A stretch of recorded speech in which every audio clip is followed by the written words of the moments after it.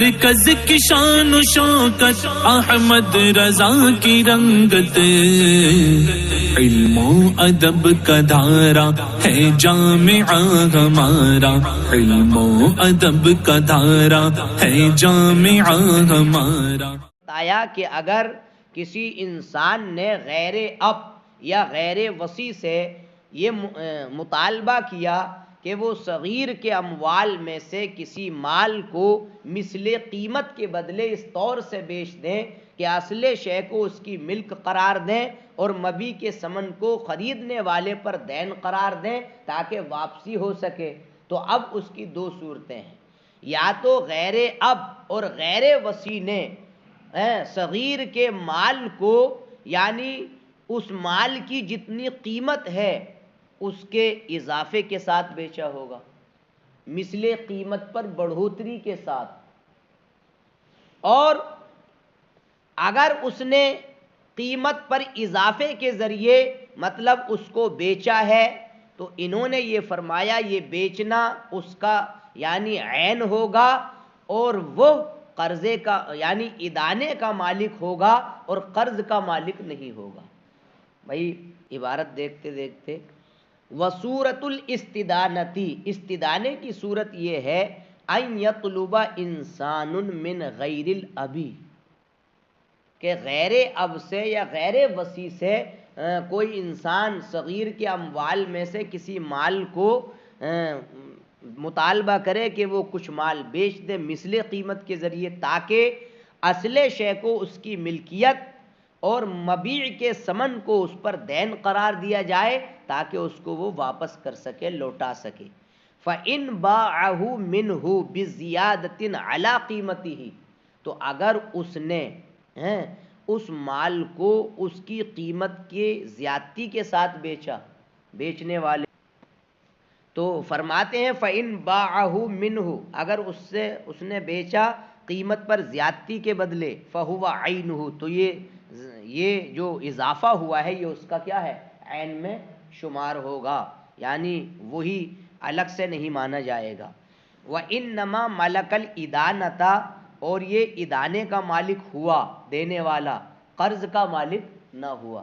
اب اس کی وجہ یہ بتا رہے ہیں لِأَنَّ الْإِدَانَةَ بَيْعُ مَالِهِ بِمِثْلِ قِيمَتِهِ، اس لیے کہ ادانہ نام ہے اس کے مال کو اس کی قیمت کے مثل کے بدلے بیچنا، صغیر کے مال کو اس کی قیمت جو ہے اس قیمت کے مثل کے بدلے بیچنا، یہ ادانہ ہے۔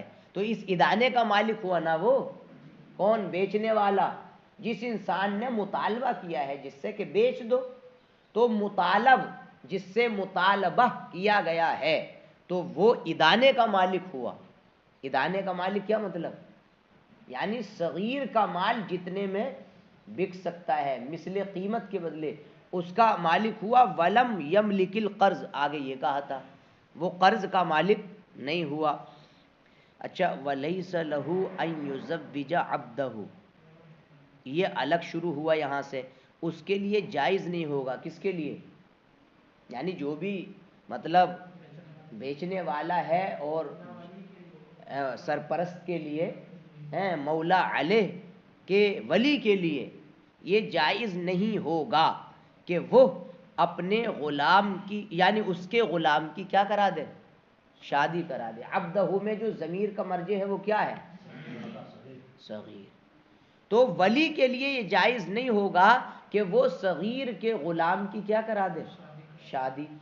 کیوں جائز نہیں ہوگا، لِأَنَّهُ يَتَعَلَّقُ الْمَهْرُ بِرَقْبَتِهِ، اس وجہ سے کہ اگر اس صغیر کے غلام کی شادی کرا دی تو غلام کا مالک کون ہے، صغیر ہے، تو اب مہر کا تعلق اس کی گردن سے ہوگا، کس کی گردن سے، ارے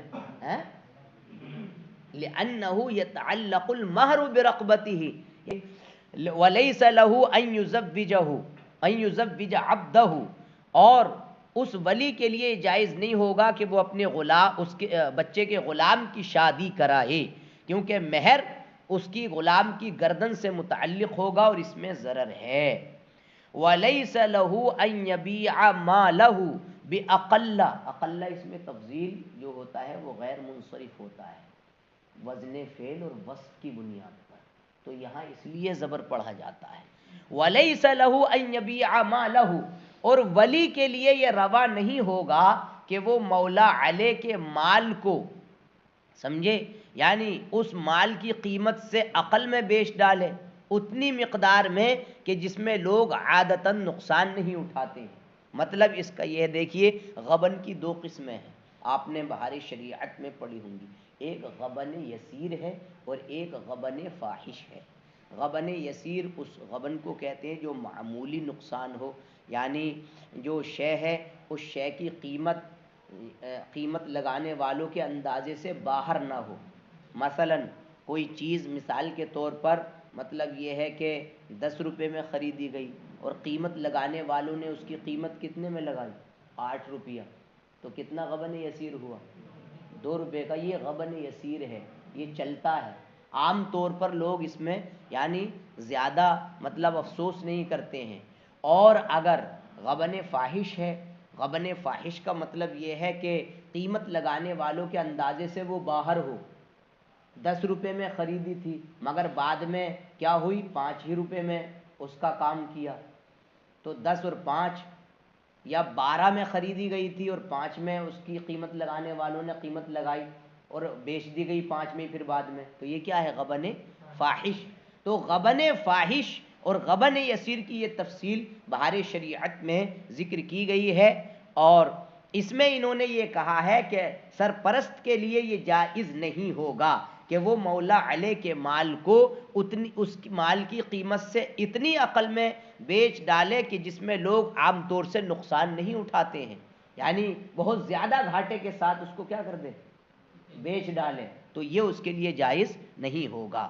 وَلَوْ بَاعَ، اور اگر پھر بھی بیچ ڈالا اس نے، یعنی جس میں عام طور سے لوگ دھوکہ نہیں کھاتے ہیں اور پھر بھی اس نے کھا لیا دھوکہ اور اقل قیمت میں بیچ ڈالا مولا علیہ کے مال کو، تو لا ينفذ بیعہ، تو اس کی بے نافذ نہیں ہوگی۔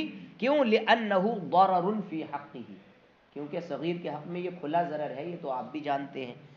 وَكَذَا لَيْسَ لَهُ أَن يُوَاجِرَ نَفْسَهُ أَوْ مَالَهُ بِأَقَلَّ مِنْ أُجْرَةِ الْمِثْلِ قَدْرَ مَا لَا يَتَغَابَنُ النَّاسُ فِيهِ عَادَةً وَاجَرَ يُوَاجِرُ مُوَاجِرَةً وَكَذَا، اسی طریقے سے سرپرست کے لیے یہ جائز نہیں ہوگا کہ وہ اس کو مزدوری پر دے دے،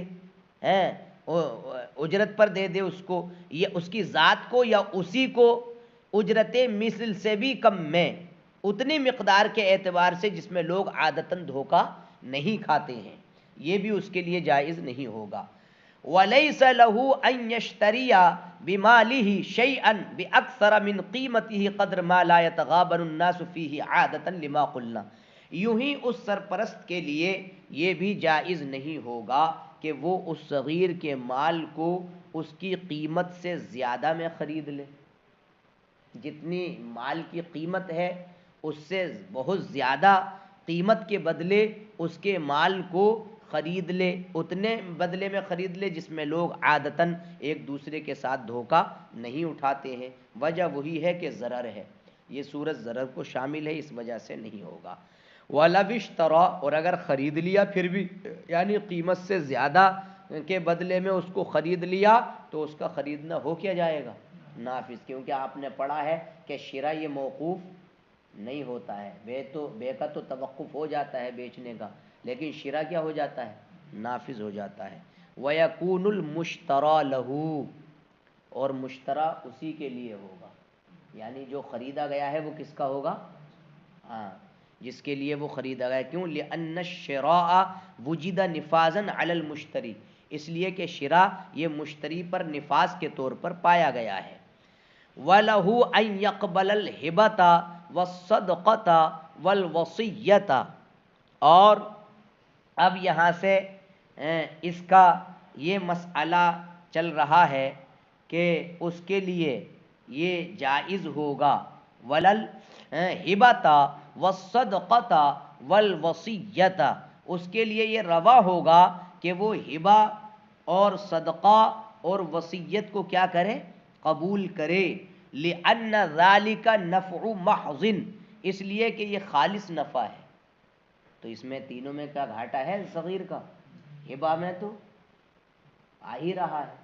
ہبہ کا مطلب بغیر عوض کے کسی چیز کا کسی چیز کو مالک کر دینا، اور صدقہ میں بھی آتی ہے. اور لہا وصیت، تو وصیت میں تھوڑا مرنے کا انتظار کیا جاتا ہے، مرنے کے بعد پھر وہ وصیت کا مال جو اس کے حق میں کیا گیا تھا وہ اس کو قبول کرے گا، کیونکہ اس میں خالص نفع ہے تو ولی اس کا مالک ہوگا. وقال علیہ الصلاۃ والسلام، اور نبی کریم صلی اللہ تعالی علیہ وآلہ وسلم نے ارشاد فرمایا، خیر الناس من ينفع الناس، یعنی لوگوں میں سب سے بہتر انسان وہ ہے جو لوگوں کو فائدہ پہنچائے. وَهَذَا يَجْرِي مَجْرَ الْحَثِّ عَلَى النَّفْعِ، اور یہ جو سرپرست صغیر کے معاملے میں جو سرپرست ہے یہ نفع پر ابھارنے کے جاری ہونے کی جگہ اس کو رکھا گیا ہے، چونکہ اس کی طرف سے اگر فائدہ ہوگا صغیر کا تو اس کا ہر تصرف اس کے حق میں مقبول ہوگا جو موافق شرع ہوگا. وَالْحَثُّ عَلَى النَّفْعِ مِمَّن لَا يَمْلِكُ النَّفْعَ، اور نفع پر اس کو ابھارنا جو نفع کا مالک ہی نہیں ہے، تو نفع کا مالک ہے نہیں اور نفع پر اس کو ابھارا جا رہا ہے تو عبث، یہ کیا ہے؟ بیکار ہے. وَلَهُ أَن يُزَوِّجَ أَمَتَهُ، اور اس ولی کے لیے یہ جائز ہوگا کہ وہ اس کی باندی کی شادی کرا دے صغیر کی. لِأَنَّهُ نَفْعٌ، یہ سب وہی مسائل ہیں جس میں اس کا کیا ہو رہا ہے؟ نفع ہو رہا ہے. اس کی باندی کی شادی کرانا جائز ہوگا، اور اس کے لیے یہ بھی جائز ہوگا کہ وہ اس صغیر کے مال کو اس کی قیمت کے زیادہ کے بدلے میں بیچ ڈالے، اور اس کے لیے اس مال کی قیمت سے اقل کے بدلے میں اس کے لیے خرید لے، کیونکہ اقل قیمت کے بدلے میں اس کے لیے کچھ خریدنا اس میں صغیر کا فائدہ ہے، کم داموں میں اچھا مناسب سودا کرا دینا، اور اس کے مال کو زیادہ قیمت کے بدلے میں مطلب بیچ ڈالنا اس میں بھی صغیر کا نفع ہے. تو دونوں صورتوں میں مطلب یہ ہے کہ صغیر کا نفع ہے. ایک سطر اور دیکھ لیا جائے. کیا ہوا؟